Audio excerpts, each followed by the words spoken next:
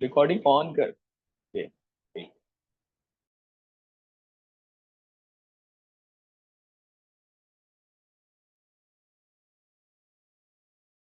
सबको नमस्कार। तो आज हम लोग चर्चा कर रहे हैं। आपकी आवाज बहुत धीमी आ रही है, बहुत धीमी, सुनाई नहीं दे रहा है अब किसी को। अभी ठीक आवाज है? हाँ, अब ठीक है। अच्छा, एक मिनट।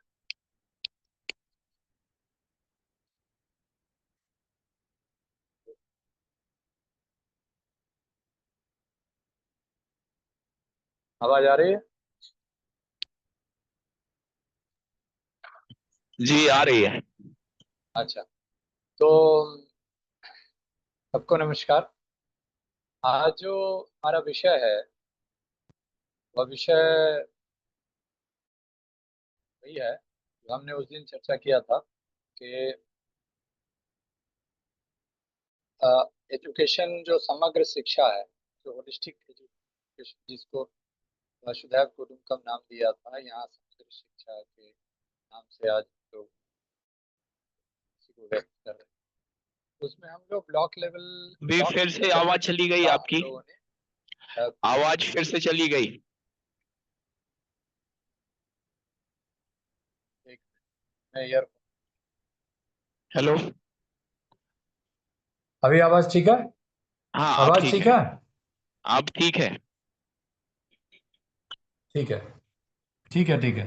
तो मैं यही कर रहा था कि जो ब्लॉक डेवलपमेंट और विलेज डेवलपमेंट का जो हमने बात कहा, उसको आज का आचार्य विषय जी, है कि आज समग्र। परिचर्चा का फॉर्मेट है, आप अपना प्रेजेंटेशन 10 से 15 मिनट में खत्म करिएगा। जी हाँ। जी। आज तो सिर्फ हाँ, हम इसके सिर्फ हम बाद अन्य साथी रखेंगे अपनी। जी। टॉपिक को प्रस्तुत कर देते हैं, बाकी साथी जी। उस पर बोलेंगे। जी। तो आज का जो विषय है वो यही है कि ब्लॉक डेवलपमेंट। तो ब्लॉक डेवलपमेंट में देखिए, यहाँ पर हम ये देख रहे हैं कि जो हमारा HRDP यानी एक ब्लॉक में rural development, holistic rural development हम लोग प्रोग्राम लेते हैं। तो उसमें हमारा जो कृषि है यानी प्राकृतिक खेती, और फिर गौशाला आधारित और ग्रामोद्योग, और फिर उसके बाद वो योग, आयुर्वेद, ध्यान साधना पे आधारित हमारी पूरी समग्र शिक्षा होगी। ये चार के साथ ये पांचवा, ये सब होता है तब जाकर के हमारा एक जो डेवलपमेंट प्रोग्राम है, जो नेचुरल एग्रीकल्चर, जो नेचुरल इको फ्रेंडली एग्रीकल्चर है, वहाँ से आगे बढ़ते हुए गौशाला आधारित गौपालन का जो पूरा आयाम है, इसको आप देख सकते हैं कि पंचगव्य की विकास के आधार पर किस तरह से हम लोग village development, block development, village development से ब्लॉक डेवलपमेंट, जो मैं हमेशा टुकड़ो जी महाराज की ग्राम गीता का रेफरेंस देता हूँ, जो कहते हैं अस्मिन् ग्रामे विश्वम परिपुष्ट दर्शनम। तो वह हमारे गांव पर के गौशाला पर आधारित है, जिसका आधार ये गाय है तो गोबर है, गोबर है तो सही कृषि है, यानी गौ आधारित कृषि, आयुर्वेदिक कृषि कहते हैं उसको, जिसमें देखिए ये अक्षय रही है। तो इस तरह से हमारा ये पंचगव्य आधारित, और पंचगव्य से हम लोग पूर्ण स्वावलंबन गांव को बना सकते हैं, स्वावलंबी गांव, जिसमें कि हम लोग बिजली वगैरह सब कुछ बना सकते हैं। और फिर उसके बाद ग्रामोद्योग जो प्रक्रियाकरण है। अब इस प्रक्रियाकरण में मैंने यहाँ पर बताया है, कच्चा माल हो जहाँ उद्योग लगे वहाँ, कच्चे माल का निर्यात बंद हो, पके सामान का आयात बंद हो, यदि वह सामान स्थानीय सामाजिक आर्थिक क्षेत्र में उत्पादित होता है, और कृषि को उद्योग का दर्जा मिले। तो यहाँ पर हमें कृषि, जो किसान है, जो पिछली बार भी हमने बताया कि जो किसान है वह किसान पूर्ण रूपेण उद्यमी है, इंडस्ट्रियलिस्ट है, और प्लस उसी उसकी पूरी जितनी भी प्रोडक्शन है, एग्रीकल्चर के प्रोडक्ट्स जितने हैं, वह सब गांव में ही प्रक्रियाकरण होंगे, प्रोसेसिंग वहीं होगा गांव में। इसीलिए गांव में होगा तो, और उसके बाद उपभोक्ता के सॉरी, पीछे में ही उपभोक्ता का, कि उपभोक्ता जो होंगे वह प्रोडक्शन फॉर कंजम्पशन, यानी हमको तीसरा जो, हाँ सॉरी, इसमें एक बात जोड़ना जरूर है कि ये सब काम कोऑपरेटिव में होगा। जो किसान होगा वो कोऑपरेटिव में होंगे, फिर उसके बाद तो फार्मर्स कोऑपरेटिव में यानी एग्रीकल्चर कोऑपरेटिव, और उनका जो ग्रामोद्योग होगा जो यहाँ दिख रहा है वह ग्रामोद्योग भी कोऑपरेटिव में होगा। और इनकी मार्केट गारंटी होगी। जो पिछली बार हम लोग बात कर रहे थे और कोऑपरेटिव पर, तो मार्केट गारंटी तब होगी जब प्रोडक्शन फॉर कंजम्पशन, यानी उपभोक्ता और उत्पादन, यह दोनों एक दूसरे पर आश्रित होगा। तो उत्पादन उतना ही करेंगे जितना हमें हमारे उपभोक्ता होंगे उसके साथ हम लोग करेंगे। ये कौन चला रहे हैं, कटकुट कर रहे हैं, कोई देख लीजिए जरा। तो अब है आया कि हमारा जो इसमें आधारित है योग, आयुर्वेद, पंचकर्मा, नेचुरोपैथी। तो शरीर शरीर पर हमने पिछली बार बहुत बात किया था और स्वास्थ्य पर बात किया था, और इन सबों को मिला करके हमारा गुरुकुल। तो ये गुरुकुल जो होगा ये समग्र शिक्षा, और समग्र शिक्षा में कि जो समग्र शिक्षा है वो समग्र शिक्षा को हम लोग यूनिवर्सल यानी यूनिवर्सल ह्यूमैनिज्म की बात कर रहे हैं, जिसमें बच्चे योग, ध्यान, साधना, फिर ललित कला, ये सब, और आचार्यों के द्वारा ये होगा। इसमें पंडित दीनदयाल जी का हमने पिछले बार रेफरेंस दिया था कि किस प्रकार से मन, बुद्धि, आत्मा के सामंजस्य से संतुलन से के चलने वाला व्यक्ति ही सुखी और संपन्न मनुष्य, और ऐसे मनुष्य ही देश का निर्माण करेंगे। तो हमें यह जो मनुष्य के निर्माण का यहाँ पर प्लानिंग हमने इस पर हम आगे बढ़ाते हुए, ये पिछले बार का हम रिपीट नहीं करेंगे। मॉडर्न एजुकेशन के अंदर में ही हम लोग काम करना है, और इसमें ही ये पूरी जो मैकॉले की शिक्षा से जो परेशानी हुई है और आज तक जो एजुकेशन है, वह एजुकेशन किस प्रकार है, उसमें डेवलपमेंट हमको यूनिवर्सल एजुकेशन यानी समग्र शिक्षा का यह हमने यहाँ पर उदाहरण दिया था कि हमें न्यू एजुकेशन पॉलिसी में भी इस पर चर्चा हो गई है। फिर हमने पंचकोश आधारित जो शिक्षा की बात किया, जिसमें हमने अलग अलग कोष को डिस्कस किया। फिर मतलब अन्नमय कोश शरीर को स्वस्थ करने का, प्राणमय कोश हमारी श्वास प्रश्वास शक्ति से हमारा विकास होने का, मनोमय कोश हमारी इंटेलेक्चुअल डेवलपमेंट के साथ विकास होने, और उसके बाद विज्ञानमय कोश में हमारी चेतना का जागृति और उसको समझ करके विकास होना। तो यह सब के साथ हमारा आनंदमय कोश का हम बात किए, और इसको हमने 4 पुरुषार्थ से जोड़ा, धर्म, अर्थ, काम, मोक्ष। और ये चारों पुरुषार्थ की शक्ति को हम लोग देखते हुए और आज यह समझ रहे हैं कि यह 4 पुरुषार्थ की शक्ति से बस मॉडर्न एजुकेशन के साथ हमको इंटीग्रेट करना है, विज्ञान और आध्यात्म वैदिक शिक्षा के साथ हम लोग को जोड़ना है। इसमें हमने पूरा चर्चा किया कैसे हिस्ट्री, एंथ्रोपोलॉजी, ज्योग्राफी, इकोलॉजी, फिर साइंस और टेक्नोलॉजी, फिर हमने इसमें रोबोटिक्स, ये सब को हम लोगों ने जोड़ा। यानी आर्टिफिशियल इंटेलिजेंस की हमें दिक्कत नहीं है, हम गुरुकुल में पढ़ाएंगे, गाँव में पढ़ाएंगे, और गाँव में उसके समग्र शिक्षा के साथ जोड़ते हुए हम लोग ये करेंगे। ललित कला हमारा रहेगा, संगीत रहेगा, योग, आयुर्वेद सब रहेगा जो हमने पहले चर्चा किया। ये सब के बाद अब आइए थोड़ा सा इस पर हम इलेबोरेट करेंगे कि अब हम गांव में कैसे प्रवेश कर रहे हैं, गांव के विकास में।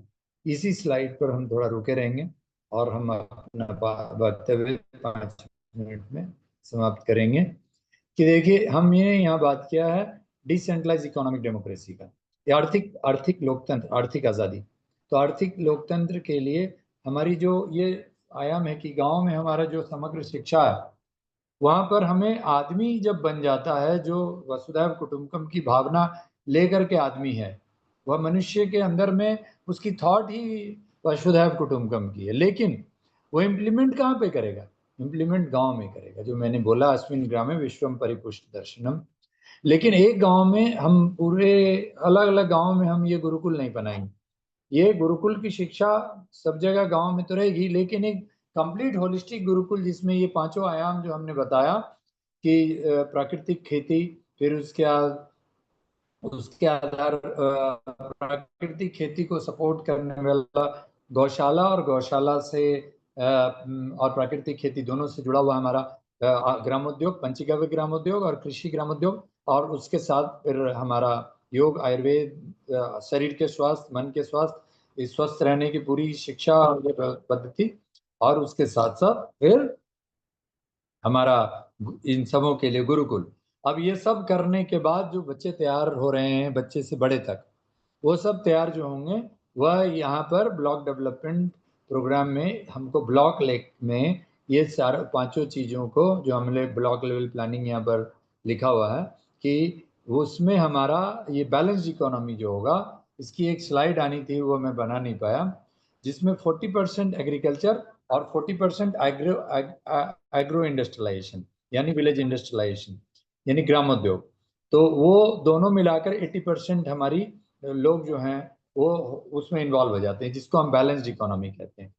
अब बाकी जो आज जो पूरी जो इतनी आईआईटी लेवल तक पढ़ाई होती है, इंडियन इंस्टीट्यूट ऑफ मैनेजमेंट तक पढ़ाई होती है, हमारे बच्चे जो हैं गांव के बच्चे, उनको भी बोलते हैं बड़ा होके क्या बनेगा, तो इंजीनियर डॉक्टर बनाने हम लगते हैं। उनको गांव में वापस गांव के विकास, वो मात्र अभी जो हमको जॉब मिल रहा है वो 10% से ज्यादा नहीं, 10% से 20%। जो बहुराष्ट्रीय कंपनियां बहुत आ गई तो थोड़े थोड़े और कुछ अगर सपोर्टिंग इकोनॉमिक डेवलपमेंट है तो 20% ट्रेड एंड कॉमर्स वगैरह सब मिला के, लेकिन 80% जॉब जो है वो एग्रीकल्चर बेस है।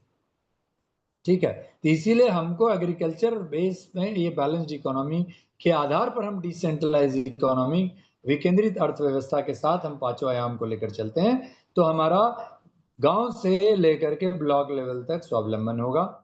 और उसमें जो हमारा ये होगा, देखिए जो ये हमारा जो ये दिख रहा है आपको, सामाजिक आर्थिक स्वतंत्रता, जो स्वावलंबन होगा इन लोगों के द्वारा, जो गुरुकुल से बने हुए जो हमारे जो व्यक्ति होंगे, जो व्यक्ति का निर्माण हो चुका है समग्र विकास का, उनका, वो लोग एक्चुअली जो सेल्फ सस्टेनेबल डेवलपमेंट है, वह self sustainable development socio economic group जिसको कह सकते हैं, सोशियो इकोनॉमिक जोन कह सकते हैं। आज क्या क्या है, आज जो मल्टीनेशनल्स ने क्या नाम दिया, एसईजेड, एसईजेड को हम कहते हैं स्पेशल इकोनॉमिक जोन, लेकिन वेद में तो इसको हम लोग सोशियो इकोनॉमिक जोन पहले से कहते हैं। सामाजिक आर्थिक जो विकेंद्रित अर्थव्यवस्था के साथ स्वावलंबन है, जो ऋग्वेद में कहा गया संगच्छध्वम संवदध्वम संगो मनानसी जानताम देवा भागम यथा पूर्वे संजनाना उपासते समानी वाकुति समाना हृदय निवा समानमस्तु वो मनो यथा वह सुशासति, उसको हम समाज कहते हैं। तो वो समाज में क्या क्या होगा, वहाँ कॉमन इकोनॉमिक प्रॉब्लम, जो हमारी आर्थिक जो हमारी परेशानियां हैं और आर्थिक जो क्षमताएं हैं, दोनों एक दूसरे के पूरक। और उसके बाद हमारा जो सांस्कृतिक धरोहर है, जो हमारी भाषा और हमारी ज्योग्राफिकल फीचर्स है, इसके आधार पर एक हमारी सामाजिक आर्थिक स्वावलंबन केंद्र बनता है, जिसमें कई ब्लॉक्स होंगे।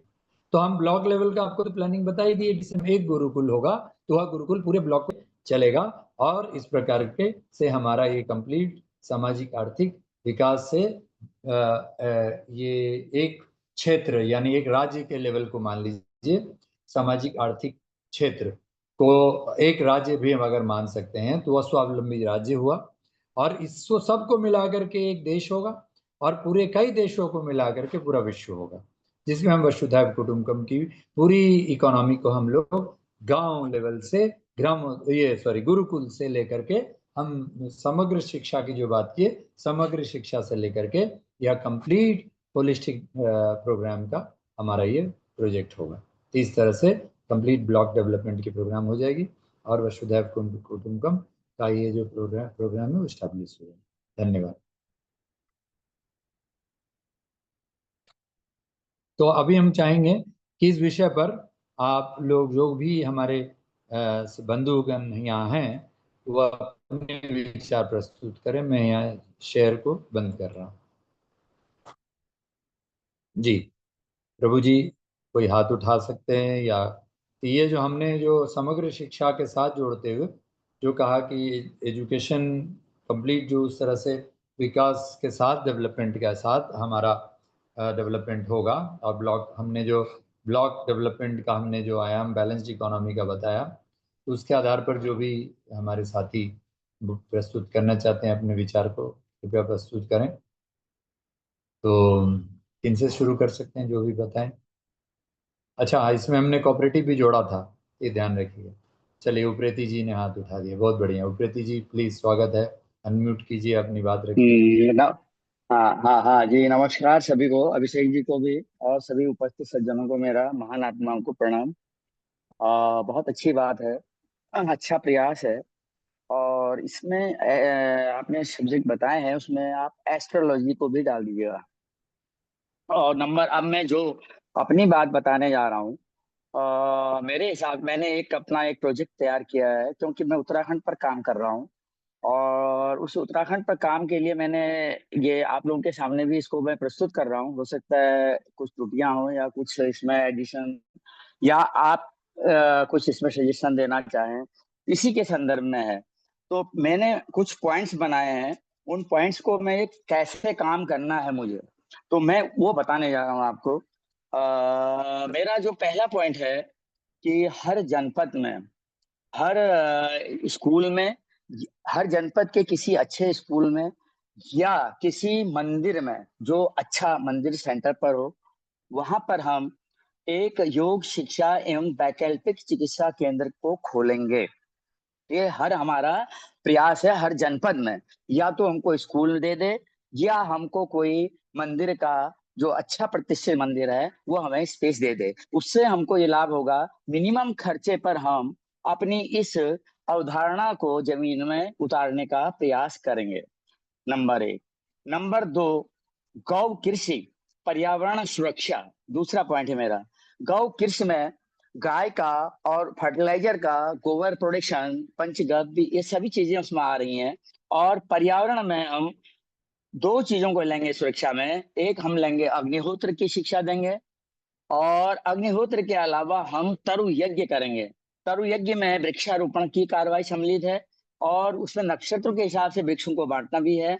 और उसके पूरा एक सिस्टम बना रखा हमने। ये हमारा तरु यज्ञ, तरु संगठन भी बना हुआ है हमारा, और हम इस काम को कर भी चुके हैं। अग्निहोत्र और तरु में हमारा काम चल रहा है, और ये अग्निहोत्र में तो वर्ल्ड लेवल पर चल रहा है।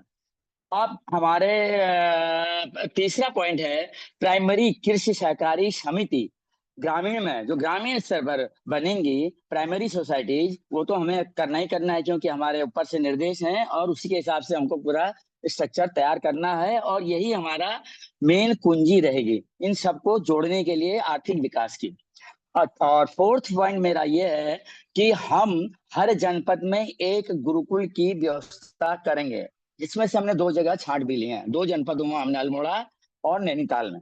और हम हर जनपद में एक गुरुकुल को बनाएंगे, जिसमें सनातन विद्या के साथ साथ योग और योग सुयोग संवर्धन वाला जो हमारा प्रोजेक्ट है वो जुड़ेगा।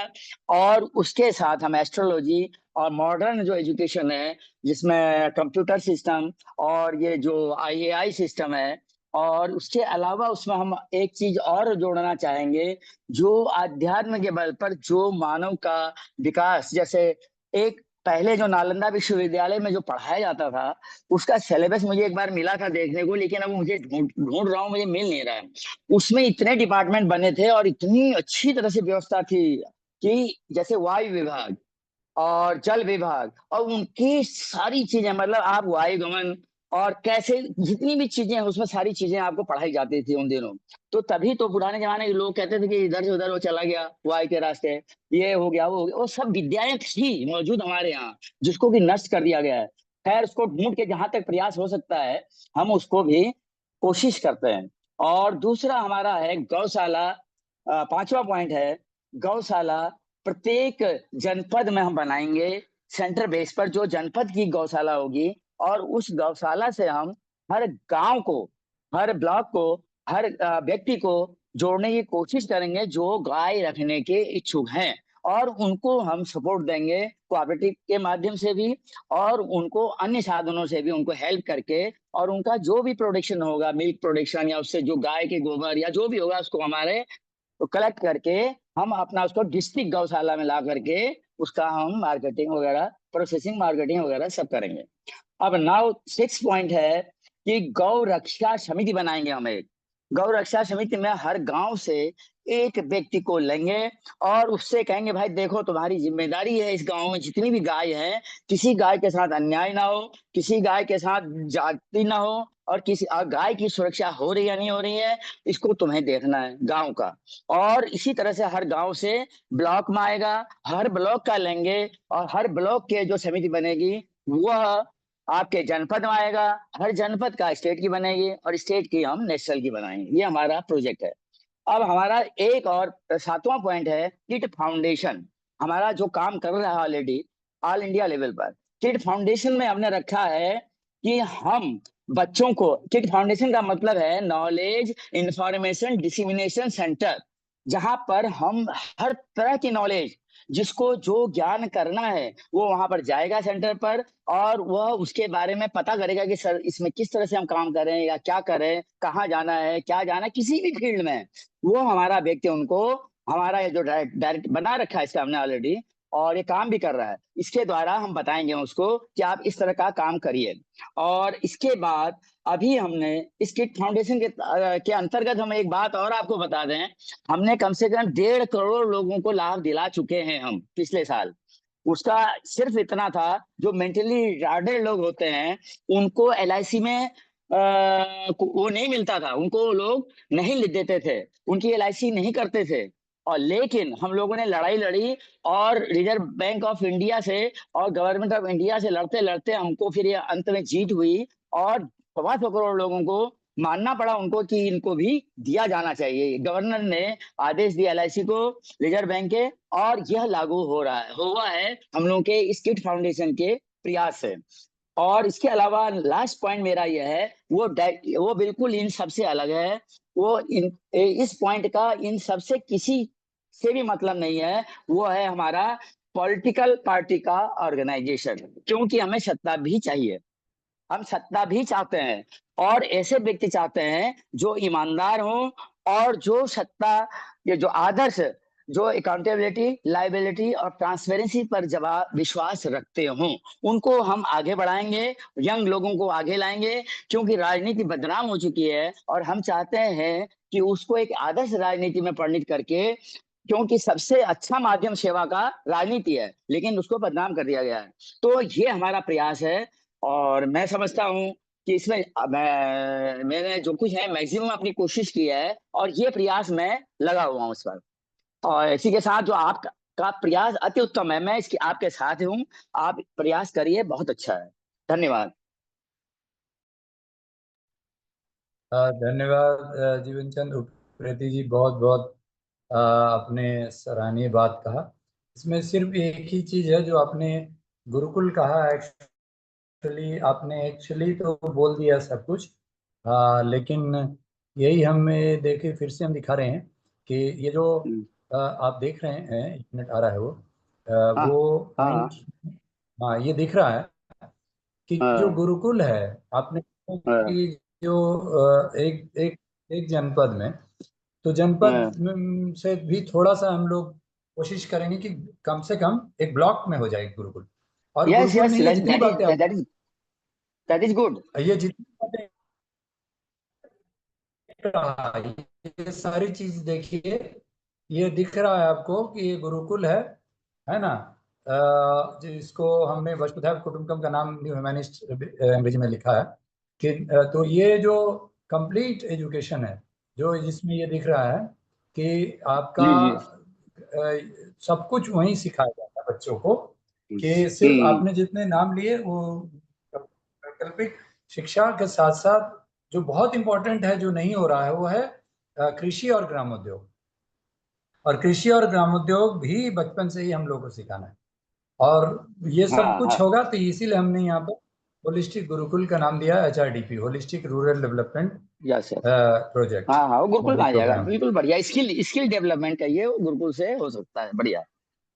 ठीक है, ठीक है, जी ठीक है। जी, स्किल बोलो तो कुछ बोलो, लेकिन वो नाम अंग्रेजों वाले नाम है। गुरुकुल तो गुरुकुल है, वो तो कंप्लीट ज्ञान है, सिर्फ हम्म। स्किल ही नहीं है, हम्म। पूर्ण ज्ञान। हम्म। स्किल तो तो कुछ होगा नहीं। एक्चुअल मैं आपको एक वो बताना, मैं एक अनुरोध करूंगा कि जो गुरुकुल का एक्चुअली सिस्टम था, उसमें नैतिकता और आदर्श की बात होती थी। वह आदमी कैसे पहुंचेगा उस स्थिति पर, उसको, वो मेन पॉइंट है। गुरुकुल चाहे आप कितनी ही चीजें उसमें डाल दीजिए, जब तक आप आदमी के अंदर उसके मनोविकार को दूर करने वाली पद्धति को नहीं डालेंगे। जैसे आपने अभी पंचकोश की बात करी, तो उसके जब तक इनका शोधन नहीं होगा तब तक उसके आदर्श विचार हो ही नहीं सकते हैं। तो हमको ये गुरुकुल में विशेष ध्यान देना है कि ये जो पंचकोशी शरीर है, अन्नमय कोश, प्राणमय कोश और मनोमय कोश और विज्ञानमय और सूक्ष्म, इनको हम कहाँ कैसे ठीक करें और इसको प्रैक्टिकल करेंगे, क्योंकि थ्योरेटिकल से काम नहीं चलना है कुछ भी। योग एक जरूर हमारा निरोग करता है, लेकिन निरोग करने के लिए हम थ्योरी का सहारा लेंगे, उससे काम नहीं चलना है। काम चलना है कि जो भी चीज हो रही हो गुरुकुल में प्रैक्टिकल हो, और लोगों को लगे कि हम step to step, step by step बढ़ रहे हैं आगे। और इसके लिए हम चाहेंगे कि योग जो है एक्चुअल में किसी भी स्कूल में या कहीं पर भी, समाज में भी हम देखते हैं तमाम योग संस्थाएं भी हैं, कहीं पर नहीं बताया जाता है कि आप किस तरह से अपने इनर इनर जो अंतरंग को, अंतरंग साधना को कैसे करते हैं और कैसे उसको बढ़ाते हैं। इसके बारे में कहीं कोई बताता भी नहीं है, और न किसी को इसका एक्सपीरियंस रहता है। इसको वही अनुभव कर सकता है या बता सकता है जिसने इस लाइन पर कार्य किया हो और अनुभव लिया। ऐसे लोग बहुत कम मिलते हैं। तो गुरुकुल में हमें ऐसे लोगों को भी ढूंढ के लाना होगा।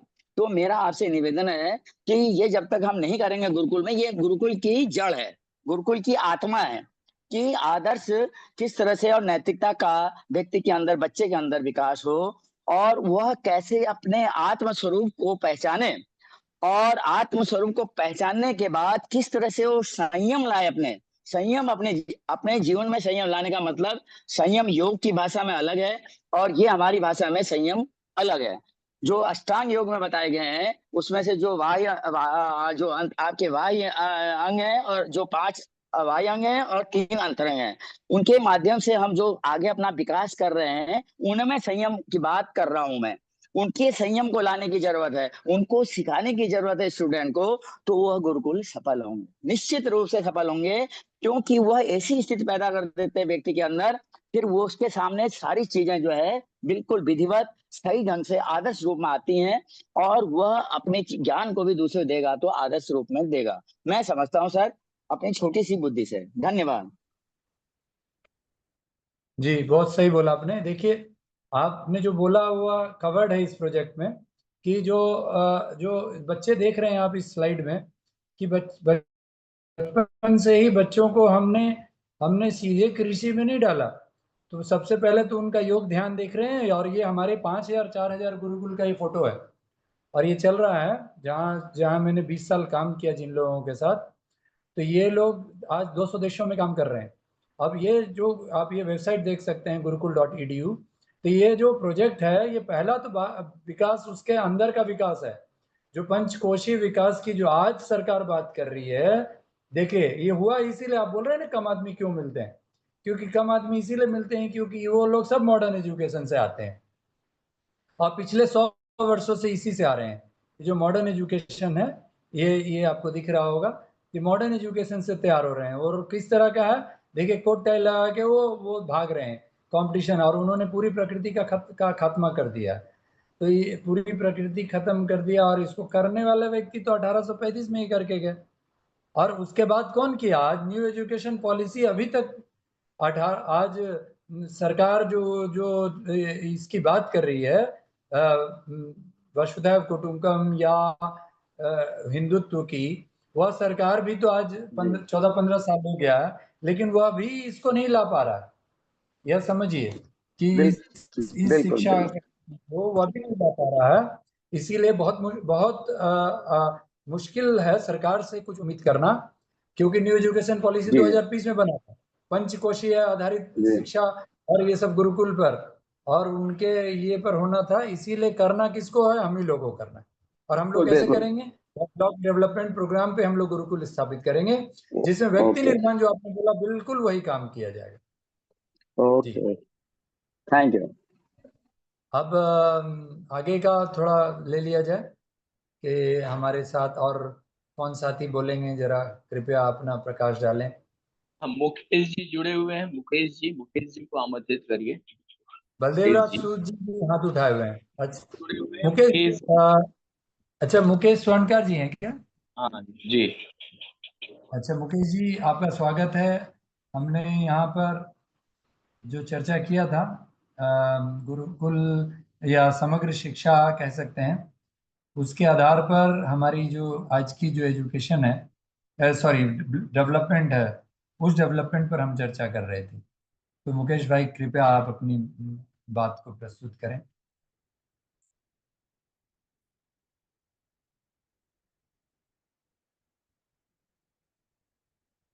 सुन पा रहे हैं?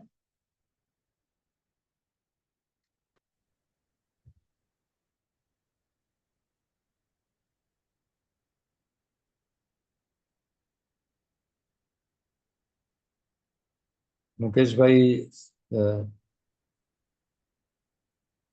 तो तब तक हमारे बलदेव राज सूद जी कृपया अपनी बात रखें। सभी को सादर नमस्कार।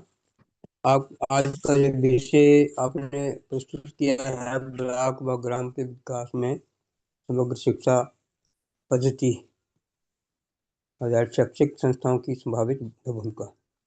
अब इसमें वर्तमान में जो समाज में एक प्रचलन चला है कि शिक्षा केवल मात्र नौकरी के लिए है, और प्रत्येक अपने माता पिता भी बच्चे को केवल नौकरी के लिए मतलब शिक्षित करना चाहते हैं, और बच्चे भी अपने आप को वो नौकरी के लिए भी मतलब वो अपने शिक्षित होना चाहते हैं। तो ये जो परंपरा चल पड़ी है, इस परंपरा को समाप्त करने के लिए, जैसे आपने कहा कि आप 5,000 आपके गुरुकुल चले हैं, तो और एक ब्लॉक में एक गुरुकुल आप चाहते हैं, तो उस गुरुकुल की अपेक्षा क्या होगी? आपको क्या चाहिए वहाँ? और उसके अध्यापक कौन होंगे? गुरुकुल की शिक्षा पढ़ाने वाले कौन होंगे? यहाँ तो उस प्रकार के लोग मिलेंगे नहीं। अगर आपके पास ऐसे लोग हैं जो कि समर्पित भाव से अपने शिक्षा देने के लिए मतलब हैं, वो उनके मतलब संभावना है, वो बिना किसी लाभ के अगर वो शिक्षित करना चाहते हैं समाज को, बच्चों को, तो क्या इस प्रकार के अध्यापक आपके पास हैं? और अगर वो आपके पास हैं अध्यापक, तो आपको क्या अपेक्षा है कि विकास, जैसे हमने एक बेनाथ विकास है, विकास खंड है बेनाथ, अगर हम एक गुरुकुल यहाँ शुरू करना चाहते हैं, तो आपकी अपेक्षा क्या होगी इसमें? हमें वहाँ क्या करना है? एक प्रश्न।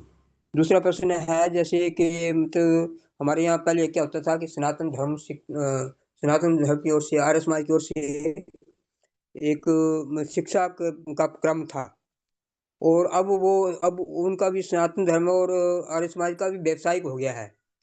तो क्या मतलब उनका जैसे सनातन धर्म और आर्य समाज काम करते थे बिना किसी लाभ हानि के, केवल समाज के विकास के लिए और समाज को शिक्षित करने के लिए काम करते थे, क्या इस प्रकार की परंपरा चलाने में हम सक्षम हैं?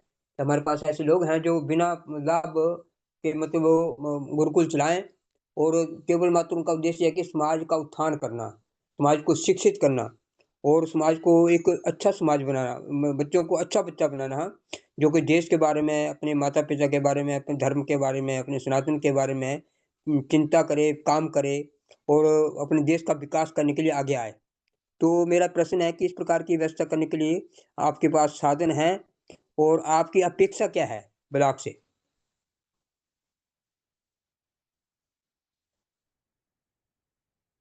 तो ये प्रश्न है आपका, लेकिन मुझे लगता है आपके प्रश्न में आपका बिल्कुल। आपके उत्तर भी है।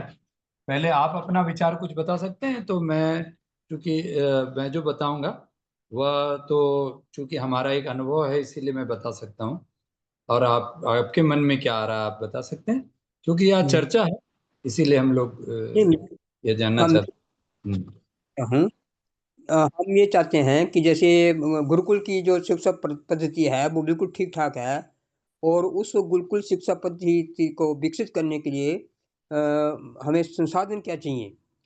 मतलब हम चाहते हैं कि ये गुरुकुल शिक्षा पद्धति जो अब पुनः स्थापित हो, उसका पुनः स्थापना हो, क्योंकि वास्तव में वर्तमान में जो एक परंपरा चल पड़ी कि केवल मात्र शिक्षा प्राप्त करनी है नौकरी के लिए, है ना, तो नौकरी तो प्रत्येक व्यक्ति को नहीं मिलेगी।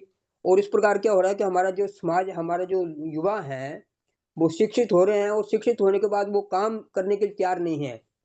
तो उनको कैसे काम करने के लिए तैयार किया जाए, और ये गुरुकुल शिक्षा प्रणाली पद्धति जो है इसको किस प्रकार अपने यहाँ लाया जाए ताकि समाज इसको अपना ले द्वारा पुनः। चलिए, तो देखिए, आपका एक ये प्रश्न था संसाधन वाला।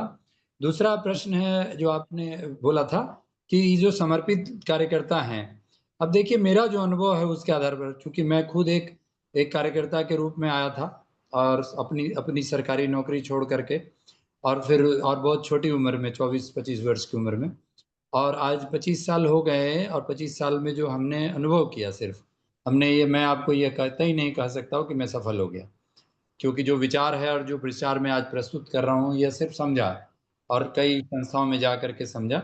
जिस संस्था में मैं पूर्णकालिक कार्यकर्ता था, और उसके अलावा जो जो बाकी जितने भी संस्थाओं में मैं जा करके वहाँ भी अपने पूर्ण समय देने का ही किया, तो मैं एक ही चीज समझा कि जो लोग इस होड़ में अभी चले गए, जो युवा, वह युवा की जिसे नौकरी करनी है, जो आज की शिक्षा जो नौकर बनाने की शिक्षा दे रहा है, तो वह हमारे हमारे कार्यकर्ता नहीं होंगे, जो पूर्ण समर्पित कार्यकर्ता जिसकी जो हम बात कर रहे हैं।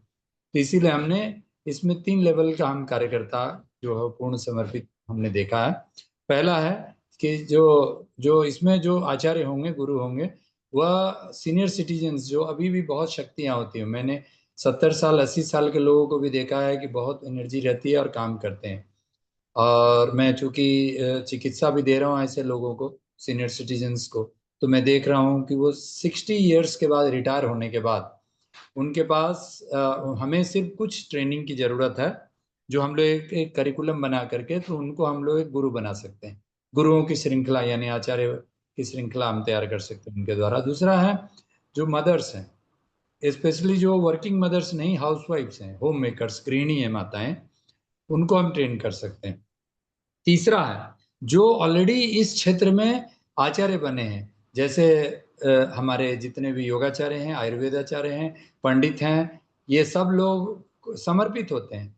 और ये सब लोग चाहते हैं कि हम जो आध्यात्मिक पद्धति है, जिसको गुरुकुल का आधार है, जो हमारा जो हमारी जो भारतीय संस्कृति के आधार पर जो शिक्षा है, जो प्रकृति को के लेकर के शिक्षा, वसुधैव कुटुंबकम की भावना की जो पूरी जो शिक्षा के आधार पर जो यह है, इसी का पढ़ाई करते हैं वो लोग, और इसी के वो कर आगे बढ़ते हैं। लेकिन विडम्बना यह है, जो मैं खुद व्यक्तिगत जीवन से भी मेरा अनुभव रहा, और उसके साथ साथ हमने अपने साथियों के साथ, जो लोग भी इस क्षेत्र में हैं, जो पूर्णकालिक समाज में समर्पित होकर आचार्य या पंडित के रूप में आए हुए हैं, उन लोग अपनी आजीविका नहीं चला पाते इस व्यवस्था में। तो उनको हम लोग यहाँ पर, इसीलिए मैंने यह जो 5 आयाम है उससे जोड़ा कि अगर हमारा जो केंद्र है गुरुकुल का, वहाँ पर कृषि, ग्रामोद्योग, और उसके साथ साथ योग, आयुर्वेद का जो ट्रेनिंग और ट्रीटमेंट दोनों, यानी हॉस्पिटल और कॉलेज दोनों, जिसमें कि हम लोग उसका व्यवसाय नहीं बनाना चाहते, लेकिन जो चिकित्सा होगी, जो आज व्यवस्था बनी हुई है, व्यवसाय बनी हुई है, वह व्यवसाय नहीं बन करके चिकित्सा भी, शिक्षा और चिकित्सा दोनों होगा, जिसमें कि जिसकी जो सामर्थ्य होगी, कोई बीमार है और गरीब है, तो उसको ऐसा नहीं है कि उसकी आर्थिक दिक्कत के कारण उसको चिकित्सा नहीं मिलेगी। और शिक्षा तो पूर्ण रूप में निःशुल्क होगा, ये सारे चीजों का गुरुकुल, और वो निःशुल्क होगा, मतलब कि दक्षिणा जरूर रहेगी सामर्थ्य के अनुसार, जिसमें 4 स्तर पे दक्षिणा होगी। एक तो कोई पैसा अगर दे सकता है तो पैसे से दक्षिणा दे रहा है। दूसरा है कि वह उसके पास कोई काइंड्स है, जो मान लीजिए जिस घर से आता है वहां पर उनके पास खेती है, तो वह उसके रूप में मदद कर सकता है, नहीं तो श्रम के रूप में मदद कर सकता है, या आप सेवा के रूप में मदद कर सकते हैं। तो इस तरह से वो दक्षिणा इस रूप में चलेगी। तो आपका जो पहला प्रश्न है संसाधन का, संसाधन तो जिसके पास जो संसाधन है वो संसाधन उसमें लगाएंगे। जैसे किसी के पास अगर खेती है तो कोऑपरेटिव में ला करके जहाँ गुरुकुल हमें बनानी है तो वहाँ पर खेती के साथ हमें गुरुकुल बनेगा। किसी के पास मान लीजिए कोई ऐसा जगह है जहाँ योग केंद्र है और योग केंद्र में हम या आयुर्वेद केंद्र है या वहाँ पर हम गुरुकुल बना सकते हैं। कहीं शहर में हमें अगर बनाना है तो हमें जहाँ मान लीजिए कोई मंदिर है और वहाँ पर लोग जमा होते हैं तो वहाँ पर हम वहाँ से गुरुकुल शुरू कर सकते हैं। लेकिन जो शिक्षक वर्ग है वो ये तीन। चौथा जो जो हमने बोलना है वह है जो ऑलरेडी शिक्षक हैं, जो शिक्षा का ट्रेनिंग लिए हुए हैं। आज की मॉडर्न शिक्षा में बीएड कर लिए, कोई नेट क्वालिफाई कर लिया है, पीएचडी कर लिया है, नेट कर लिया है, लेकिन उनको आज वो जमीन से नहीं जुड़े हुए हैं, प्रकृति से नहीं जुड़े हुए हैं, शरीर की स्वास्थ्य से नहीं जुड़े हुए हैं।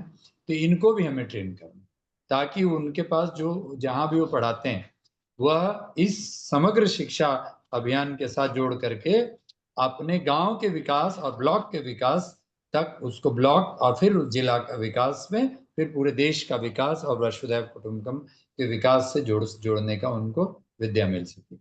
जी बलदेव भाई। धन्यवाद धन्यवाद बहुत बहुत। अब हम निवेदन करेंगे, हमारे राजाराम यादव जी ने हाथ उठाया हुआ है। राजाराम यादव जी अपनी बात रखें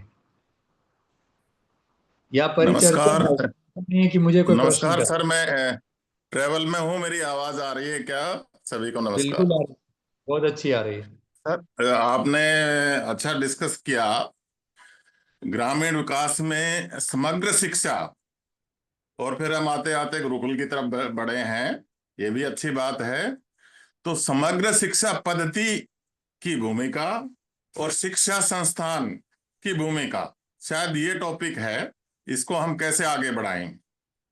तो शिक्षा गुणवत्ता में क्या सुधार हो, संपूर्ण भारत के लिए, संपूर्ण शिक्षा के लिए हम किस तरह थोड़ा सा आगे बढ़े। गुरुकुल का तो एक बहुत अच्छा विषय है, वो आपने बहुत डिटेल में बहुत बार डिस्कस कर लिया। पर आज का विषय मुझे ऐसा लगता है वो भी आपने डिस्कस किया है आज, कि केवल गुरुकुल नहीं है, समग्र शिक्षा पद्धति की भूमिका और समग्र शिक्षा पद्धति के संस्थानों में, जो भी संस्थान है उनमें उनकी भूमिका क्या है और उसमें कैसे आगे बढ़े।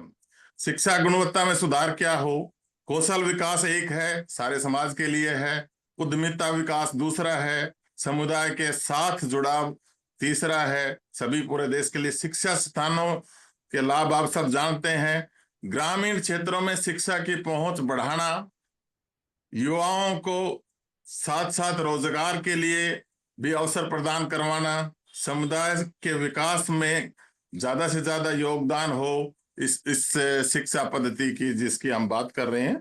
सुधार के तरीके सबसे इम्पोर्टेंट मुझे आज के इसमें ये लग रहे हैं कि हम एक उस गुरुकुल को तो अलग से भी देखें, लेकिन हमें पाठ्यक्रम में ये 3-4 तरह की जो शिक्षाएं हैं उनको जोड़ना है। और व्यवसायिक है, व्यवहारिक है, पारंपरिक है, जिसको आप गुरुकुल भी कह सकते हैं, और मॉडर्न शिक्षा, इनका सबका प्रशिक्षण और समावेश शायद इसकी भी जरूरत हो। संसाधनों की उपलब्धता तो आपने बहुत डिस्कस की है, लेकिन उसमें इंप्रूवमेंट की जरूरत है जब आप सारी शिक्षाएं एक साथ लेंगे तो।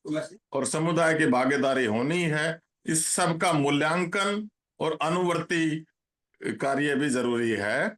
तो मेरे कहने का मतलब है कि क्या हम ये सबको जोड़ के एक ही संस्था ऐसी बना सकते हैं जिसमें हम हो। दूसरा, आजकल जो डे बाय डे बढ़ता जा रहा है, सब्जेक्ट बहुत ज्यादा होते जा रहे हैं, वो 64 नहीं बचे हैं अभी, उससे भी कई गुना ज्यादा हो गए हैं।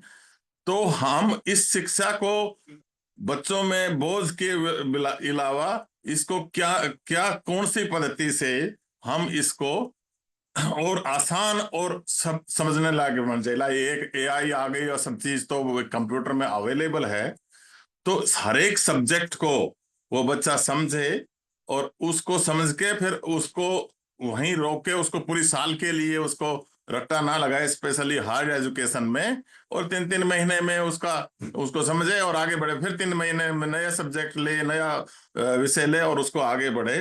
तो इस ये जो पद्धति में कुछ इस तरह की चेंजेस आने भी है, क्योंकि बहुत हैवी हो गया है छोटे बच्चों के लिए, उसका शारीरिक डेवलपमेंट अफेक्ट होता है। तो मैं तो यही कहना चाहता, वैसे बहुत अच्छे ये सारे ही टॉपिक कवर किए हैं आनंद जी, योगी जी ने। तो धन्यवाद आपका, धन्यवाद मेरा।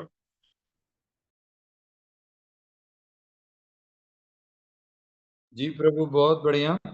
आपने जो पॉइंट रखा है एकदम बिल्कुल वही है।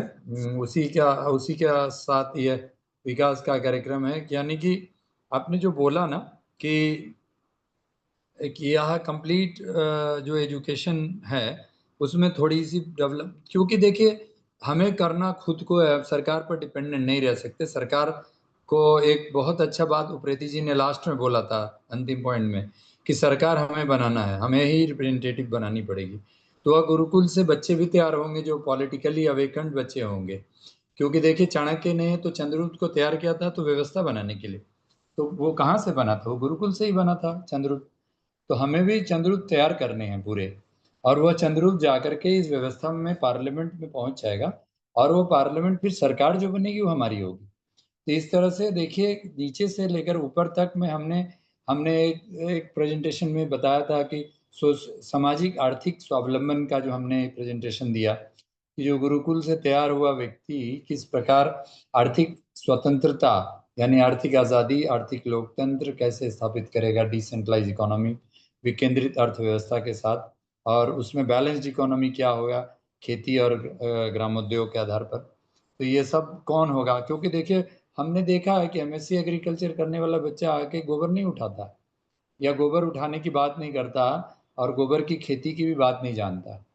और उसी प्रकार जितने भी जो मेडिकल साइंस पढ़ लेते हैं उनको ये पता नहीं है कि पंचमहाभूत क्या है, और शरीर मतलब पंचमहाभूत से बना है।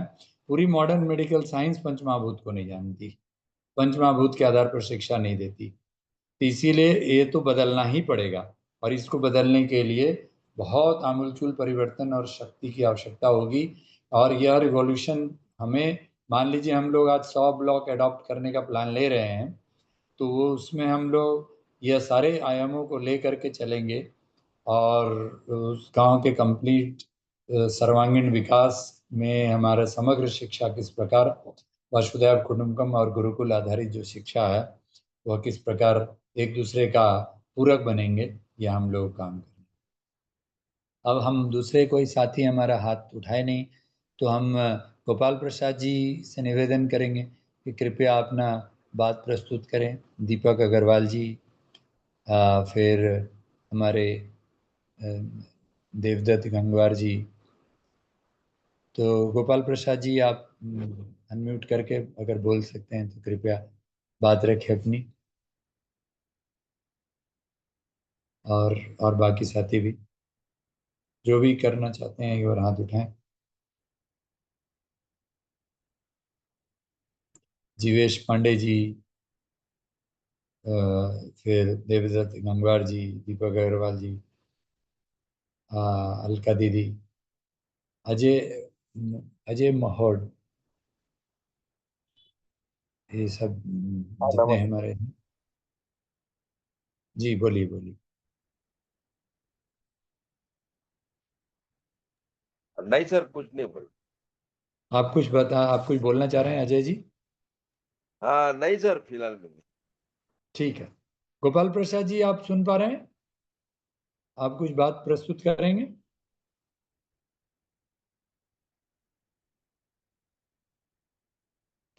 दीपक अग्रवाल जी, जी भाई साहब।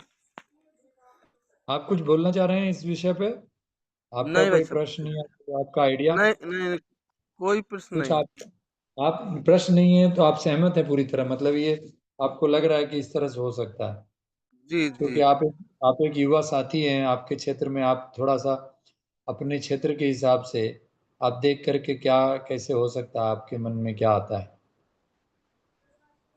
देखो भाई साहब, जो आप लोगों से सीख रहे हैं वो ये व्यक्तिगत हमारी स्किल बढ़ रही है और जानकारियाँ आ रही हैं। बाकी हम अपने लोकल स्तर पर क्या कर सकते हैं उसको संभावनाओं को हम तलाश रहे हैं। तो एक बेहतर विकल्प की ओर जा रहे हैं, और ये सभी लोग जो यहाँ पर उपस्थित होते हैं कुछ ना कुछ इनसे मिलता है, और उन सारी बातों को लेकर हम क्षेत्र में जागरूक हैं और लगातार चिंतन मनन करते रहते हैं कि किस प्रकार से अपने काम को आगे बढ़ाया जा सके।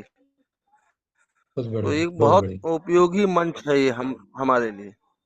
बहुत सुंदर। ठीक है, बहुत अच्छा। और देवदत्त गंगवार जी।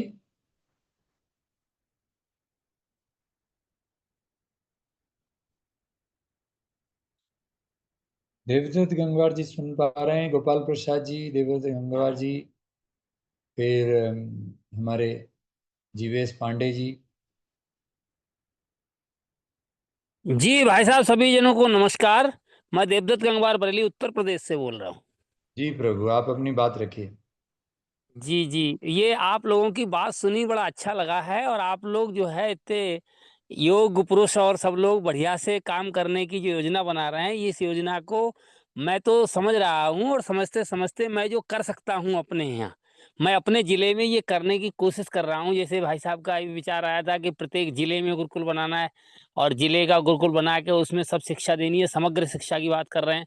तो ये प्लान तो मेरे दिमाग में तो सन 2000 में आ गया था कि मैं एक ऐसा काम करूं कि जिसमें हमारा ये गुरुकुल भी हो, अस्पताल भी हो, और वो आज जो है मतलब साकार होता हुए दिख रहा है आप लोगों के माध्यम से। मैं ये प्लान सोच रहा था बहुत पहले से, 2000 में मेरे दिमाग में आया, और आज 25 साल में ये प्लान साकार होते दिख रहा है। तो मैं सोच रहा हूँ परमात्मा ने हमें आपके ग्रुप में इसलिए मिलाया है ताकि परमात्मा हमसे ये कराना चाहते हैं। तो मैं अपने ज़िले में जो कर सकता हूँ, अपने गाँव लेवल पे शुरुआत तो मैं गाँव लेवल से ही करूँगा। गाँव लेवल से मैं कर सकता हूँ वो, मैं अपने गुरुकुल की शुरुआत इसी साल से मतलब चैत के महीने से, मैं अपने हिंदी महीने से इसको गुरुकुल को शुरू करना जा रहा हूँ। मतलब शिशुकुल संस्कार शाला छोटे बच्चों के लिए 3 साल से 6 साल तक जो बच्चा होता है, 4 साल बच्चा NC KG UKG LKG में पढ़ता है, इन 4 साल में मैं बच्चे को कक्षा 5 पास कराने की विचार में हूँ। अपने यहाँ ये शिशुशाला में बनाने जा रहा हूँ। अपने यहीं 10-15 20 बच्चे जो भी हो सकेंगे, मैं अभी से इसकी शुरुआत कर दी है। बस इतना ही कहना चाह रहा हूँ। और आपका सहयोग चाहिए होगा इसमें। आप लोग जितना सहयोग कर सकते हैं मुझे मार्गदर्शन करते रहें, और मैं इसके लिए शुरुआत कर रहा हूँ। बहुत बहुत धन्यवाद। धन्यवाद। आपका कौन सा क्षेत्र है? आपका कौन सा ये ब्लॉक का, और किस जगह पे आप ये कर रहे हैं? जिला कौन सा? मेरा जिला बरेली उत्तर प्रदेश है, बांस बरेली, जो झुमका वाली बरेली नहीं, है। और ये आप जो ये प्रयास कर रहे हैं पूरे जिला स्तर पे कर रहे हैं, या कुछ ब्लॉक लिया हुआ आपने? नहीं, मैंने केवल अपना गांव लिया हुआ है, तो मैं ब्लॉक स्तर पे कर रहा हूँ। इसके लिए मेरा ब्लॉक भदपुरा पड़ता है। मेरे जिले में 15 ब्लॉक हैं। अच्छा, और आपका हाँ, जो ब्लॉक है वो क्या नाम बताए? भदपुरा ब्लॉक है, भदपुरा। और गांव कौन से गांव में आप कर रहे हैं? गांव है चौखंडी। अच्छा, आपसे निवेदन है कि जरा चैट बॉक्स में आप ये नाम डाल देंगे अपने गांव और ब्लॉक का, और फोन नंबर बिल्कुल भी बिल्कुल, बिल्कुल बिल्कुल, मैं जरा अपना डाल फोन दें। नंबर और बाकी सब मैं अपने डाल दूंगा अभी। गांव और ब्लॉक का नाम, जिला जिला भी, तीनों। जी जी, ठीक है हाँ। ना? फिर बाद अच्छा, में मेरे और पास बिल्डिंग, मेरे पास जगह जगह मेरे पास उपलब्ध है। जगह इतनी उपलब्ध है कि जगह की पर्याप्त है, लेकिन मेरे पास बिल्डिंग नहीं है अभी। तो मैं प्रयास कर रहा हूँ लोगों से, मैं गांव-गांव गया हूँ, गांव में लोगों से कहा है, तो गांव के लोग इसलिए बहुत तैयार हो गए, कहने लगे अरे इतनी जब आप निःशुल्क शिक्षा दोगे तो हमारा बच्चा पढ़ेगा। तो मैंने कहा भाई हमें एक गांव से केवल एक बच्चा लेना है, जो भी इसलिए लेना है कि हमारे पूरे ब्लॉक इस समय 69 ग्राम पंचायत हैं। तो मेरा विचार ये है कि 69 ग्राम पंचायत में हम घूमेंगे, अभी 4-5 महीने घूम करके प्रचार करेंगे। और हम उनसे कह रहे हैं कि आपको अपने बच्चे को हमारे यहीं रहना है, हमारे यहीं पढ़ना है, हमारे यहीं खाना है, निःशुल्क होगा सब कुछ। शिक्षा पद्धति में हम ये जो जो जी मैकाले की शिक्षा जो चल रही है कि नौकर बनाने वाली शिक्षा, हम इसको नहीं देना चाह रहे। हम इसको देना चाह रहे हैं कि हमारी जो शिक्षा हो, हमारी शिक्षा कृषि आधारित हो, और पैसे के चलन से बाहर हो, कि जो कुछ सब कुछ जो हो वो ऐसा आधारित हो जाए कि उसमें पैसे की जरूरत ही ना पड़े, और सारा हमारे खेत से पैदा हो, सारा हमारे गऊ से पैदा हो। हमारी जो गौ, हमारी इस समय गाय पली हुई हैं, हमारी 4 गाय हैं। तो उनसे हम गोबर गौमूत्र से तैयार करके हम अपनी कृषि भी इसी साल से शुरू करने जा रहे हैं। अभी कृषि में हम सबसे पहले सब्जी की खेती करेंगे। अभी हमारा गन्ना खड़ा हुआ है, गन्ना कटेगा, उसके बाद हम कृषि में जा रहे हैं। और कृषि अपनी गौ आधारित कृषि करेंगे, उसी से हम अपने आगे की प्रक्रिया बढ़ा रहे हैं। बहुत सुंदर। धन्यवाद, बस तो इतना ही ये कहना था। बहुत अच्छा है। आप कृपया कृपया, आने बहुत अच्छा है आपका। बस इतना ही हम आपको जी कहेंगे कि आपके पास अगर कोई बिल्डिंग नहीं है, कुछ भी नहीं है, तो गांव में मंदिर है, जी मंदिर से काम शुरू हो जाएगा। मंदिर नहीं है, मंदिर मंदिर तो रहता ही है, नहीं होने का बात ही नहीं है। हाँ बस हाँ उसी मंदिर में कितने बच्चे बैठ सकते हैं, वहां से कैसे शुरू होगा। बात है आचार्य की, जो जी आप हमारे बलदेव राज जी ने जो पूछा था, तो आचार्यों की ट्रेनिंग का काम हम कर रहे हैं, और जी ऑनलाइन गुरुकुल इसीलिए कर रहे हैं, और हमने सफलता पाया कि जी हमने ऑनलाइन में माताओं को ट्रेनिंग दिया, हमने सीनियर सिटीजन्स को ट्रेनिंग दिया, और उनके पास इतने जी ज्ञान तो हो गए कि वहाँ गांव के बच्चों को जो हमें जो जी भारतीय शिक्षा जो देनी है, वह मंदिर में बिठा के भी दे जी सकते हैं। नहीं तो किसी के पास कोई जी हॉल जी होगा, किसी के पास कोई जी भी जगह होगा, उस जगह जी पे हमको क्योंकि करना है तो आदान प्रदान से करना है, और हाँ वो जी गांव में हो जाएगा जिसके पास जो जगह है। और हमने अंत में एक और प्रयोग किया कि जी हम लोग बांस का और मिट्टी और गोबर का झोपड़ी बनाना, जी कोई बिल्डिंग कंस्ट्रक्शन नहीं करके, खुद श्रमदान जी करके बांस से, मिट्टी से, गोबर से हम लोग जी उसमें ये ग्रो वो बना लेंगे, क्लासरूम बना लेंगे जो। नेचुरल नेचुरल प्राकृतिक। जी, और हमने तो जी हमारा जो योग केंद्र था वो इसी बांस और बैम्बू का ही था, तो जी जी उसको तो जी हमने शहर के बीचों बीच हम छत पे बना लिया हमने। तो जी इस जी तरह जी से यह सब संभव है, इससे बहुत हाँ ये सारे। संभव है, ये कर रहे हैं हम कोशिश यही कर रहे हैं। गांव में ही हमारा जो है बिल्कुल हो जाएगा। अब जी जी जैसे देखिए हमारे यहाँ पर सुमेर सिंह राजावत जी हैं, मैं उनके गांव में गया हुआ हूँ, उनके पास भी आप ही की तरह बड़ी सोच और डेवलपमेंट, और वो कृषि पर काम कर रहे हैं, मतलब जी प्राकृतिक कृषि। तो जी वो हैं, और उसके साथ महेश जाखड़ जी भी आज आए हुए हैं, जिन्होंने जी मुझे सुमेर सिंह राजावत जी से मिलाया। तो महेश जी जाखड़ जी जी, आप आज आपको देखा मैंने, तो आपने सुना शुरू से, तो आपसे निवेदन करूंगा कि आप अपने विचार प्रस्तुत करें। इस समग्र शिक्षा के आधार पर हमें ब्लॉक स्तर पे स्वावलंबन, जो सामाजिक आर्थिक स्वावलंबन पर आपका क्या दृष्टिकोण है, जी बताइए महेश भाई। और साथ साथ सुमेर भाई आप भी बताइए, सुमेर सिंह जी। महेश भाई सुन रहे हैं? गोपाल प्रसाद जी आप भी अगर सुन रहे हैं तो कृपया अपनी बात रखें। महेश जाखड़ जी, सुमेर सिंह राजावत जी, अच्छा नितिन किशोर जी, नितिन किशोर जी आ जाएं, ये हमारे साथ, बहुत अच्छा है। सभी को नमस्कार। जी अ, प्रभु। जैसा कि आज का विषय अ, समग्र शिक्षा पे है, तो इस पे सवाल पूछना है या मुझे सुझाव इसमें देना विषय है समग्र, विषय ये है नितिन भाई, समग्र शिक्षा आधारित जो हमारा ब्लॉक स्तरीय विकास है, वह किस तरह से दोनों एक दूसरे का पूरक है, इसी पर बात करनी है। आप चाहे तो आप बात कर सकते हो, प्रश्न पूछना प्रश्न पूछ सकते हो। अगर आपने शुरू के अपने प्रेजेंटेशन देखा होगा, जो पीपीटी हमने प्रस्तुत किया था, तो आपके मन में अगर कुछ है ऐसी बात, तो आप वो भी बोल तो सकते हैं। मेरा बस एक तो सवाल रहेगा और एक सुझाव रहेगा। जी तो प्रभु। एक सवाल ये रहेगा कि जैसे ग्रामीण व्यवस्थाएं और शहरी व्यवस्थाएं, दोनों अलग अलग व्यवस्थाएं हैं, और आदिकाल से दोनों, जो पहले किला व्यवस्थाएं होती थी और पहले गांव की व्यवस्था, आज उसे शहरी व्यवस्थाएं बोल देते हैं। तो समय के साथ में विकास आता चला गया।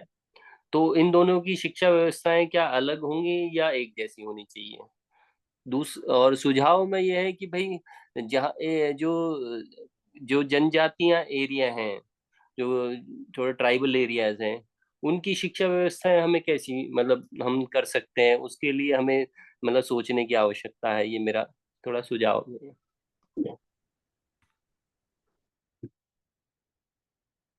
जी, दरअसल एक तो पहली बात है कि भारत को अगर हम पहले लेंगे, क्योंकि हमारा विश्व स्तर की बात कर रहे हैं वसुधैव कुटुंबकम में समग्र शिक्षा की, लेकिन अभी हमें भारत पर केंद्रित करते हुए काम करना है, ताकि पूरे विश्व का जो, हम विश्व गुरु की बात भी करते हैं हम भारतवर्ष को, तो इसीलिए भारतवर्ष में जो भी आएंगे, जैसे अभी हमारे पास पोलैंड से स्टूडेंट्स आए हुए थे, आयुर्वेद के स्टूडेंट्स, तो ये 20 साल 30 साल का प्रयास था हमारे जीवा आयुर्वेद का, जिसके कारण वो आज आयुर्वेद का ट्रेनिंग ले रहे हैं, और आयुर्वेद की चिकित्सा भी कर रहे हैं, योग और आयुर्वेद की। तो उसी प्रकार हम एक मॉडल बनाते हैं।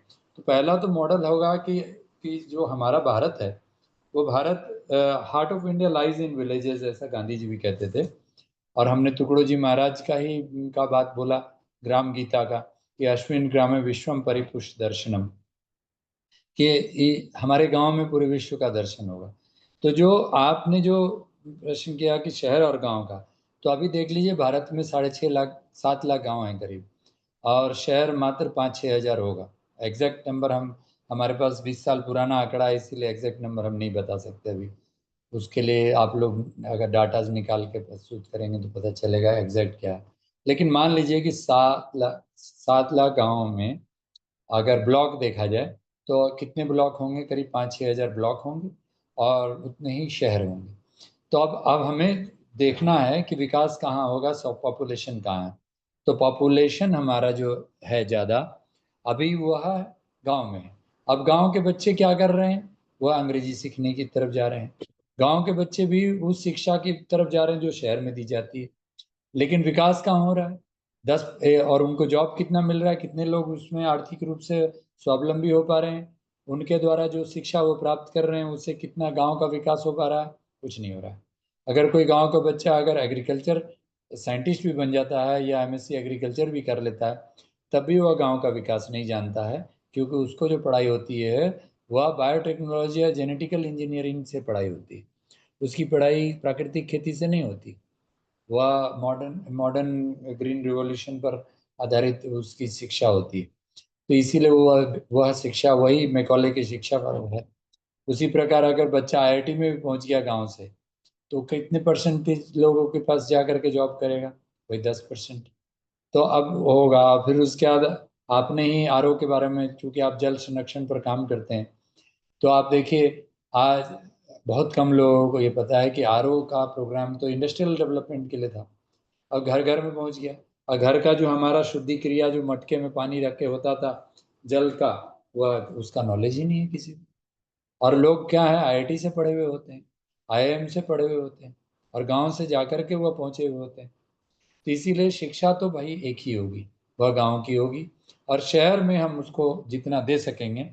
अब एक चीज देखिएगा, आप हमारे प्रेजेंटेशन में देखेंगे जिसको हम शेयर कर देंगे, कि हमने इसमें दोनों को जोड़ा है। यानी हमने जो हमारी जो जो जो पौराणिक शिक्षा है गुरुकुल वाली, उसके साथ साथ मॉडर्न एजुकेशन को हम रख रहे हैं। मॉडर्न एजुकेशन को हम प्रायोरिटी नहीं दे रहे हैं, लेकिन मॉडर्न एजुकेशन रहेगा। तब जब शहर में जब ये एजुकेशन जाएगा, मान लीजिए उदाहरण के लिए, जैसे जिस जिस स्कूल में हम हैं, या हमने मथुरा में कोशिश किया था साध्वी रीतम्बरा दीदी माँ के साथ, जो संवित गुरुकुलम है। तो अगर आप उसमें वहाँ जाते हैं, तो वहाँ पर आप उनके बीच में गौशाला और पंचगव्य, और ये फिर उसके बाद स्वास्थ्य, योग, आयुर्वेद, भगवत गीता, ध्यान, साधना, ये तो हम सिखा ही सकते हैं शहर के बच्चों को। और उसके साथ साथ वैदिक मैथ सिखा सकते हैं। तो और विज्ञान को हम लोग प्रकृति के साथ जोड़ करके विज्ञान को हम लोग व्यवहारिक विज्ञान सिखा सकते हैं। तो हम उनके अंदर स्वावलंबन का प्रक्रिया, लेकिन आधार हमारा गांव का शिक्षा का रहेगा, तो इसीलिए उस तरह से हो जाएगा। अच्छा, आपने ट्राइबल एजुकेशन का बात कहा, तो सबसे पहली बात तो यह समझना होगा ट्राइबल डेवलपमेंट का, कि जो पूरा जो हमारा जो विकास हुआ, वह तो एक्चुअली हमारी जो जनजाति है, जो ट्राइब्स है, वही हमारे आधार थे, वही हमारे फोर फादर्स थे, और उनको हम लोगों ने साइड कर दिया। जो मेंढा गांव का जो एग्जाम्पल दिया था, वहाँ पर करनाल के ये में हमारे जो साथी आए थे, तो वह सब, तो अल्टीमेटली वह लोगों को पता ही नहीं है कि वो पूर्ण रूपेण डेवलप्ड लोग हैं। इसीलिए आज उनसे हम लोग को सीखने की आवश्यकता है, और उनकी धरोहर को लेकर के गुरुकुल में हम लोगों को इम्प्लीमेंट करने की आवश्यकता है। इसीलिए वो हमारे साथी होंगे, पूरक होंगे, और एक तरह से आचार्य भी होंगे वो, जो सिखाएंगे कि भैया ऐसे नेचुरल तरीके से ऐसे खेती होती थी, हम लोग ऐसे करके ग्रामोद्योग करते थे। फिर उसके बाद हमारा वहाँ पर औषध भी क्या क्या होता था, वो सब है जी। अब सुमेर सिंह राजावत जी कुछ बोलेंगे, और ये हमारे महेश जाखड़ जी, धनंजय सिंह जी भी दिख रहे हैं, फिर ललित पंत जी,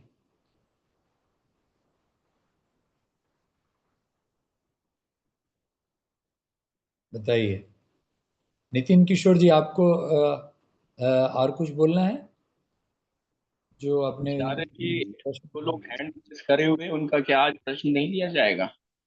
हैंड रेज आपने किया, मैंने देखा नहीं, सॉरी। हाँ, आप बोलिए। धन्यवाद।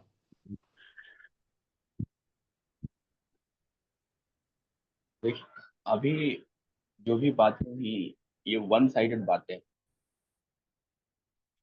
वन साइडेड इसलिए हैं क्योंकि एक मतलब एक प्री कंसीव माइंड है कि हम में कुछ मान बैठा है, एजम्पशन लेके बैठे हुए हैं। और उस एजम्पशन पे हम एक एक बिल्डिंग, एक एक पूरा कैसल बना दिया,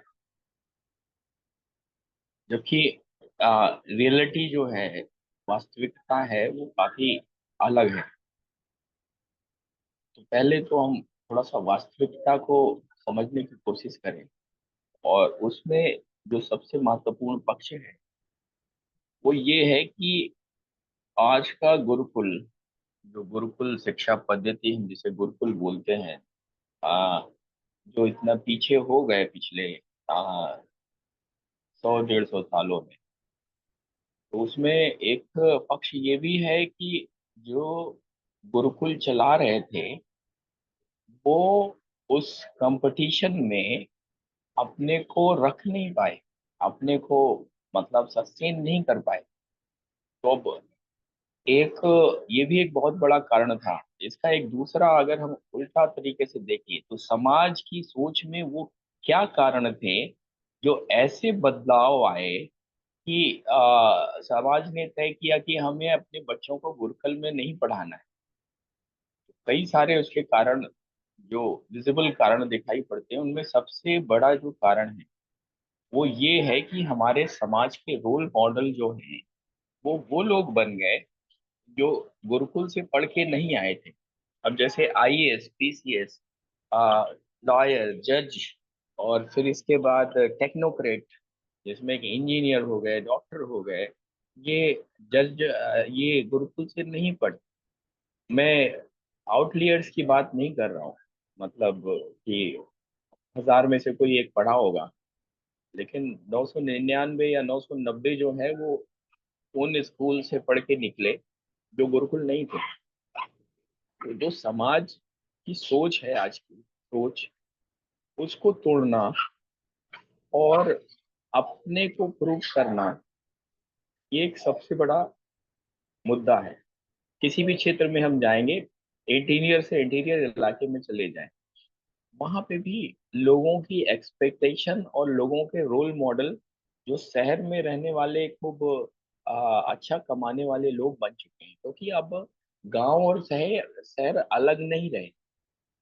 गांव और शहर सब मिक्सअप हो चुका है।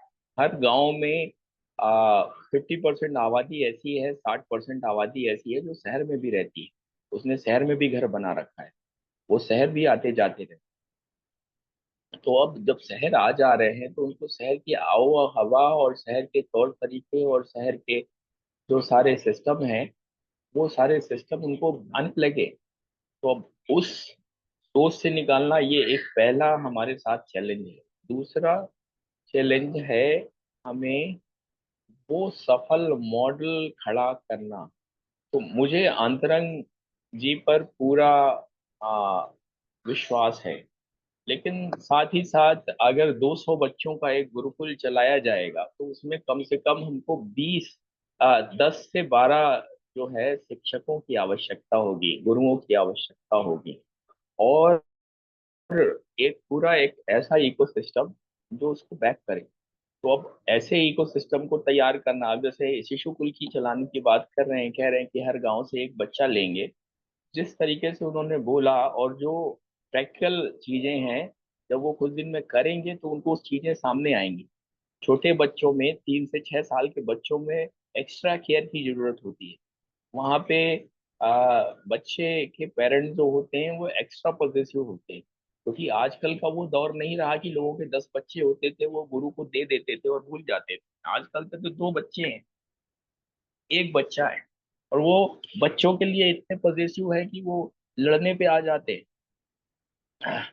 फिर तीसरा क्या है कि जब हम ये काम करने जा रहे हैं और हमें अपने को अलग दिखाना है, अपने को हमने ये भी क्लेम कर दिया कि हम फीस नहीं लेंगे, तो उस सूरत में और भी बड़ी जिम्मेदारी खड़ी हो जाएगी, क्योंकि जितने भी सफल स्कूल हैं जिन्होंने बहुत अच्छा इंफ्रास्ट्रक्चर बना रखा है, बहुत अच्छा सारा कुछ बना रखा है, तो वो लोगों ने तो बहुत मोटी फीस लेते हैं सभी से, और उसी के दम पे वो अपने यहाँ वो स्टैंडर्ड मेंटेन करते हैं।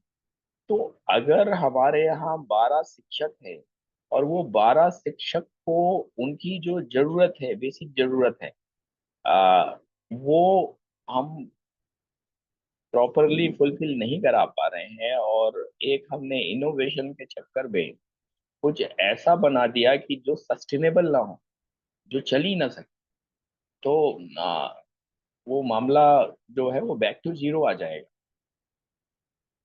ये सारी चीजें हैं। ये प्रेजेंटेशन को अगर हम प्लान में ट्रांसफॉर्म करें, तो प्लान में ट्रांसफॉर्म जब होता है तो उसके पहले उसको उसको किसी रिसर्च की बैकिंग देती पड़ती है। वो रिसर्च क्या है? वो लोगों के सामाजिक सोच के ऊपर स्टडी, किस क्षेत्र में काम करना है, हमें कहाँ शुरू करना है, हमारे ट्रेन द ट्रेनर प्रोग्राम की स्थिति क्या है, कितने लोग हमारे पास रेडी हैं, उनकी क्या क्या एक्सपर्टाइज है, उनकी क्या क्या एक्सपेक्टेशन है। एक्सपेक्टेशन भी बहुत जरूरी है। अब जैसे मैं उदाहरण देता हूँ कि अभी मेरी किसी से बात हो रही थी, हमारे साथी प्रेमानंद जी से, तो वहां पे स्वामी जी ने गुरुकुल खोला, चला नहीं पाए। अब वो कह रहे हैं कि भाई ये जो है बिल्कुल पुराने तरीके से चलाना है और वो चलाना है। शायद मैं जाऊंगा वहां पे देखने, क्योंकि अभी मुझे जाना है, बिहार भी जाना है और उधर भी मैं जाने की सोच। तो है क्या कि कुछ लोग बदलाव नहीं चाहते, और कुछ लोग जो बदलाव चाहते हैं उनके पास वो प्रॉपर बैकिंग, प्रॉपर सिस्टम नहीं होता है।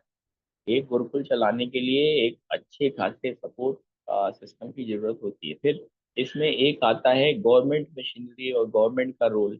यहाँ पर जब हम कोई गुरुकुल चलाएंगे तो गुरुकुल के लिए तो यहाँ पे सभी के सेट करिकुलम और वो बने हुए हैं। तो अब ऐसी स्थिति में हम उसको चला रहे हैं विदाउट गवर्नमेंट कंट्रोल, तो कैसे चलाएंगे? ये भी अपने आप में इश्यू है, क्योंकि इंडिया में अभी आर्टिकल जो 30 है वो अलाउ नहीं करता है रिलीजियस एजुकेशन को, केवल और केवल माइनॉरिटी को राइट दिया हुआ है, नहीं अलाउ है। तो उसके लिए फिर कैसे हम लोग वो करेंगे? फिर अगला जो इसका पक्ष आता है कि जहाँ पर हमको जमीन हमें मिल रही है, उसके साथ किस तरह का हमारा आ, एक अंडरस्टैंडिंग बैठेगी।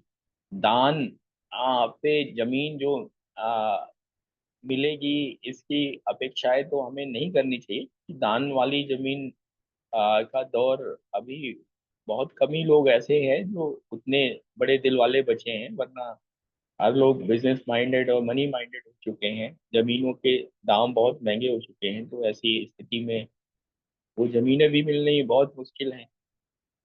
तो ये सारे प्रैक्टिकल चैलेंजेस हैं जिनमें से कुछ मैं बता रहा हूँ। इसमें अगर हम अपना हाउस ऑर्डर में कर लें, मतलब अपने पक्ष पे काम कर लें, हमारे पास एक 50 लोगों का समूह रेडी हो कि हाँ ये 50 लोग हैं, उसकी बैकिंग के लिए 50 और लोग हों जो कि फाइनेंशियली भी सपोर्ट देने को तैयार हों, और वहाँ पे मतलब पब्लिक को मोबिलाइज करने के लिए तैयार हों, और उनके सामने हम उन लोगों को प्रस्तुत कर दें। इनमें कुछ ब्यूरोक्रेट हों, कुछ सक्सेसफुल लोग हों जो उस शिक्षा शिक्षा व्यवस्था का समर्थन करें, और उनके बच्चे भी वहाँ पढ़ने के लिए भेजे जाएं। तो समाज जो है, समाज को एक मोटिवेशन मिलेगा, समाज को प्रेरणा मिलेगी। समाज जो है अपने बच्चों को भी भेजेगा, और साथ ही साथ हमारी तैयारी किस स्तर की है, किस स्तर का हम सोच लेके चल रहे हैं, वो भी उतनी महत्वपूर्ण होने वाली है। क्योंकि प्लानिंग जो आउटलाइंस हैं वो रेडी हैं, लेकिन आउटलाइन पर पॉइंट वाइज अब हमको काम करने की आवश्यकता है। कार्य योजना बनाने का प्रयास हो रहा है। कार्य योजना बने, उसमें ट्रेनर के प्रोग्राम के तहत हमको वो तैयार करने पड़े। जो भी साथी हैं उनको कम से कम 3 महीने की ट्रेनिंग, 2 महीने की ट्रेनिंग देनी पड़ेगी, और साथ ही साथ ये सारा इंफ्रास्ट्रक्चर की तैयारी करनी पड़ेगी, जो कि है, ऐसा नहीं है कि नहीं है। लेकिन ये सब चीजें तैयार हो जाएं, और जो लीगल हर्डल्स है और जो सिस्टम के हर्डल्स हैं उन पे स्पष्टता आ जाए, तो इसी फरवरी से 2 जगह या 4 जगह हम लोग शुरू कर सकते हैं। जो चैत माह बोलते हैं, तो चैत माह मतलब वही मार्च अप्रैल होता है। तो आ, उस समय पे हम लोग कर सकते हैं, मतलब 2026 में शुरू के 5 महीनों में हम 5 गुरुकुल शुरू कर सकते हैं। लेकिन हमें ये पीछे के जो मोस्ट एसेंशियल चीजें हैं उस पे काम करने की जरूरत है।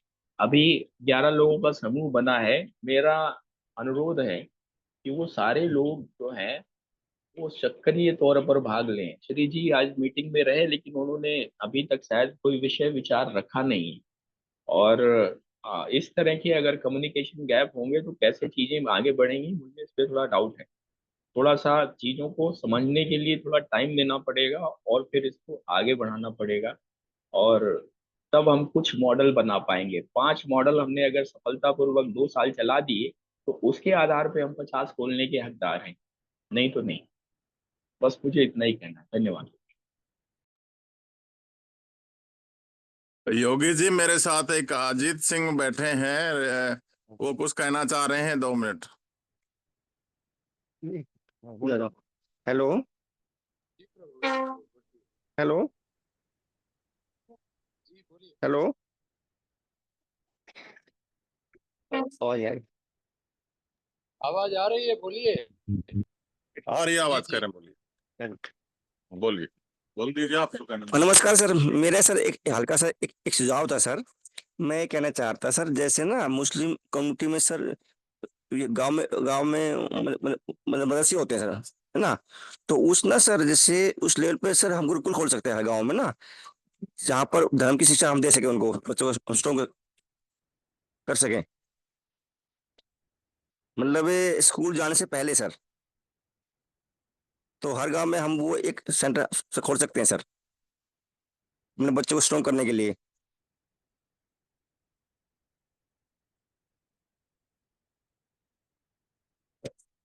मतलब हो गया। आप कह रहे हैं धार्मिक शिक्षा केंद्र, ऐसा कुछ? हाँ जी। वो कह रहे हैं कि शुरू में बच्चों को ये आदत डालने के लिए ऐसा कुछ करा जाए। ये हाँ। गुरुकुल बड़ी गौशाला चलाते हैं, और ये मैं इनकी गौशाला में यहाँ आया हुआ था, और प्राकृतिक बड़ा अच्छे स्केल पे कर रहे हैं। तो ये राय ये देना चाहते हैं कि क्यों ना हम बच्चों को जैसे पहले जाएं तो अपने धार्मिक, आपने ठीक कहा, धार्मिक में भी उनको ये बातों के लिए ट्रेन करें। धन्यवाद बहुत सर। अच्छा, बहुत सही है प्रयास। ये एक मॉडल है जिससे शुरुआत हो सकती है, क्योंकि देखिए जितने भी आध्यात्मिक संस्थाएं हैं, क्योंकि मैं उसी आध्यात्मिक संस्था में ही आचार्य था, तो हम लोग घर घर में जाते थे बच्चों को लाने के लिए कि आप लोग धार्मिक शिक्षा के आधार पर। तो पहले तो हमारे भगवे वस्त्र देख करके जो लोग सनातनी हैं वो बोलते थे हाँ हाँ हाँ, स्वामी जी के पास ही हम पढ़ाएंगे। उसी प्रकार जितने भी मिशन है आज हमारे, चाहे वो रामकृष्ण मिशन है, अंदर अंदर या अंदर अंदर अंदर आ जाओ। एक बार कौन बोल रहे हैं, जरा म्यूट कर लीजिए। हेलो। तो वो बहुत सही है आपका सजेशन। चलिए, तो आज अभी अभिषेक जी ने जो बोला था उसको बात को ये उसको ऐड करने के लिए, सपोर्ट करने के लिए हमारे बलदेवराज सूद जी या जीवन चंद्र प्रीति जी, आपका कुछ विचार है? और अंत में फिर मैं अपनी बात। बिल्कुल सटीक बात बताई अभिषेक जी ने, मैं सहमत हूँ। और पहले हमको 2-3 मॉडल खड़े करने होंगे, और वो सक्सेस होते हैं तो फिर उसी के आधार पर हम औरों को भी कर सकते हैं। ये तो बहुत सही है, क्योंकि हम सब जगह अगर हाथ डाल देंगे तो संभव नहीं हो पाएगा। 2-3 जगहों पर कंसंट्रेट करके उनको हमें सफल बनाना है। 1-2 साल भी चल जाते हैं तो हमें रिजल्ट अच्छा मिलता है, तो हम अन्य जगहों पर उसी स्कीम को लागू कर सकते हैं। नंबर 1 बात। नंबर 2 बात, अभी हमारे स्वामी जी ने जो बताया, योगी जी ने, कि मदरसे की बात करी, बहुत अच्छी बात है। उसका रीजन है कि अगर हम अपने बच्चे, क्योंकि हमने देखा है कि मदरसे में वो बच्चा जब छोटा होता है मदरसे में जाता है, उसके बाद जो बड़े क्लास उसमें जाता है, थोड़ा बड़ा हो जाता है 13 14 साल 15 साल का हो जाता है। अगर हम उससे पूछते हैं कि भाई ये चांद क्या है, तो वो कहता है साहब ये चांद कैसे हुआ, वो कहता है साहब इसे तो अल्लाह ने बनाया है, और सूरज को भी अल्लाह ने उठा के रखा है। तो ये क्या है कि उनकी ब्रेन वॉश इतना कर दी जाती है कि वह वही चीज, उसके अलावा उनको कुछ दिखता ही नहीं है। तो वो क्या करते हैं, वो उसी तरह से, तो हमको हमारे जो धर्म की, हमारा तो सब काम सनातन में, हमारे एवरीथिंग इज क्लियर। जो हमारा धर्म है सनातन, उसमें हर चीज क्लियर है, हर फार्मूला दिया है, हर चीज का विधान है। तो ये हम बच्चे को उसके अनुरूप अगर हम उसके दिमाग में डालेंगे, तो कभी वो इधर उधर डगमगाएगा नहीं, और जो बड़ा होता जाएगा तो उसके दिमाग में वो बातें बैठ जाती हैं। तो ये मुझे बहुत अच्छा इनका लगा कि जैसे मदरसा सिस्टम वाला, ये शुरू में उनको इस तरह से एक उनके ब्रेन वॉश बच्चे को ये दी जाए, बेसिक शिक्षा, तो उनके दिमाग में कम से कम ये तो रहे कि भाई हमारे यहाँ स्कूल पद्धति थी, और हमारे यहाँ ये कहते थे कि क्या, जब ये श्लोक श्लोक हैं कि श्वान निद्रा अल्पाहार और ये सब चीजें, ये जो जो हमारे सूत्र है ना, इनको उनके दिमाग में डाला जाए तो वो आगे चल करके उसी तरह से काम भी करेंगे। ये हमारे एजुकेशन में आज के जो है मॉडर्न में, इसमें कहीं कहीं दूर तक ये सब चीजें हैं ही नहीं। धन्यवाद। बहुत अच्छा। बलदेव दास जी आपका हाँ हाँ। बोला। मैं ये कहना चाहता हूँ, जैसे मोरल की बात अभी अभिषेक जी ने कही, तो एक मोरल हम यहाँ कर सकते हैं। हमारे पास एक मंदिर है, मंदिर का एक बरामदा है, कमरा, मतलब काफी लंबा चौड़ा बरामदा, इसमें 150 लोग बैठ सकते हैं। तो क्या वहाँ एक शुरू की जाए? पहले तो जो जिसको आप प्रशिक्षित करेंगे आचार्य, वो यहाँ का लोकल होगा या बाहर का होगा, ये कैसे होगा? तो फिर इस मतलब पहले एक लोगों के ध्यान में ये बात आ जाए कि जो हम गुरुकुल शिक्षा पद्धति है उसको हम लागू करना चाहते हैं। तो अगर लोगों का सहयोग हो जाएगा तो एक यहाँ हमारे बेनाथ ब्लॉक में एक हम योग केंद्र शुरू कर सकते हैं। तो आचार्य की प्रशिक्षण कैसे होगा? क्या आचार्य बाहर से आएगा या लोकल उसको प्रशिक्षित करेंगे? इसके बारे में आप चर्चा करिए, क्या हो सकता है। स्थान हम आपको दिला देंगे, मंदिर का एक ब्राह्मण। देखिए, देखिए बलदेव जी, दो रास्ते हैं। देखिए दो रास्ते हैं। देखिए आजकल मॉडर्न ऑनलाइन का सिस्टम भी बहुत बढ़िया है, और ऑनलाइन भी आप विजुलाइज करके सब उनको बता के उस पर समझा के आप सब कुछ ऑनलाइन क्लासेस भी अरेंज कर सकते हैं। और यदि आप वहां पर ही फेस टू फेस वाली प्रथा रखें, वो भी बहुत अच्छा है। तो कुछ आप वो मैनेज करके, आपका उद्देश्य ये होना चाहिए कि बच्चे के अंदर अच्छे गुण हमारे गुरुकुल पद्धति के आधार पर जो थे वो आए, और वो प्रगति की ओर उसको ले जाना है, बस। आप इसको दोनों मेथड से कर सकते हैं। नहीं, इसमें दो बातें हैं ना, एक तो शिक्षक जो है वो शिक्षक हम्म। होना चाहिए और बच्चे होने चाहिए। वो आप शिक्षक, हाँ हाँ, बच्चे तो देखिए देखिए, आपको करना है, मैं थोड़ा सा बच्चे आपको वहां पर। हाँ, हाँ, इसमें जी जी, इसमें बोलिए। अब की बात आई, ये बात 3 महीने पहले भी उठी थी। अगर हम लोग एक ढर्रे पे ही चलेंगे तो वो ढर्रे वाले रास्ते तो बहुत सारे लोग चल के फेल हो चुके हैं, और अगर हम पास भी होंगे तो वो पीरियड बड़ा लंबा होने वाला है। अभी जो अलका दीदी ने आज से 3 महीने पहले प्रेजेंटेशन दिया था, घर घर गुरुकुल वाला, अभी हम लोग उस पर अगर थोड़ा सा 5 मिनट बात कर लें, बहुत सारी चीजें स्पष्ट हो जाएंगी। जब हमारे को टेक्नोलॉजी ने ये पावर दी हुई है, तो हम उसका यूज करते हैं और अपने नंबर ऑफ ट्रेनर्स का नंबर बढ़ाने के लिए काम करते हैं। जब ट्रेनर का नंबर बढ़ जाएगा और हमारा जो मॉडल है वो थोड़ा सा स्ट्रीमलाइन हो जाएगा, तो वो एक ही बात है, कोई भी इतने सारे विद्यालय स्कूल बंद हो चुके हैं जिनको चला नहीं पा रहे लोग, वो हमें मिल जाएगा। 6 7 तो ऑलरेडी लिस्ट बना के रखी हुई है मैंने, जिसके लिए लोग बुला रहे हैं कि आ जाओ यहाँ शुरू कर लो, हमारा बंद पड़ा हुआ है इसको चालू करा दो। महेंद्र जी आते हैं, वो नहीं चला पा रहे हैं। मामला इतना सीधा नहीं है।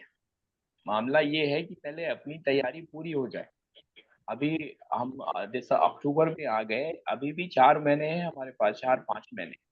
4-5 महीने में सारे सिस्टम वेल इन प्लेस करके और इसको ऑनलाइन लेवल पे टेस्टिंग पे ले करके और फिर हम ऑफलाइन चालू करते हैं। जगहों की कमी नहीं होती, प्रीति जी के पास 2 जगह हैं, बलदेव जी के पास है, सभी के पास है।